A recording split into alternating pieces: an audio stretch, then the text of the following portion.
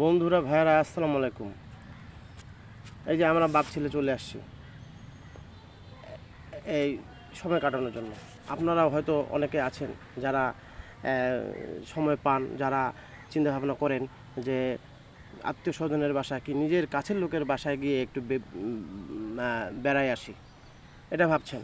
তারপরে ভাবছেন যে হাতে কিছু নিয়ে যেতে হবে, মিষ্টি কিংবা অন্য কিছু, ফলমূল ইত্যাদি ইত্যাদি।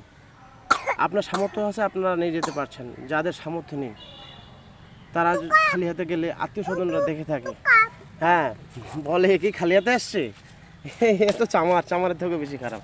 কিন্তু তার আছে কি না, তার যোগ্যতা আছে কি না, সেটা সে ওই আত্মীয় স্বজন ভাবে না ভাই। দুনিয়াটাই হলো স্বার্থপর, সবাই স্বার্থপর, আত্মীয় স্বজন বন্ধু বান্ধব সবাই স্বার্থপর ভাই।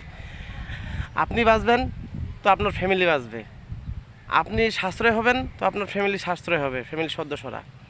তাতে সবচেয়ে ভালো হবে যারা সংকটের দিন কাটাচ্ছেন, যারা মানে হিসাব করে চলতেছেন, তাদের সবচেয়ে ভালো হবে এই ছেলে সন্তানদেরকে নিয়ে এইভাবে নির্জন এলাকায় সুন্দর একটা পরিবেশ যেখানে আছে সেখানে গিয়ে আপনারা সময় কাটান। ঠিক আছে বন্ধুরা, ভালো থাকুন, সুস্থ থাকুন। আসসালামু আলাইকুম, খোদা হাফেজ।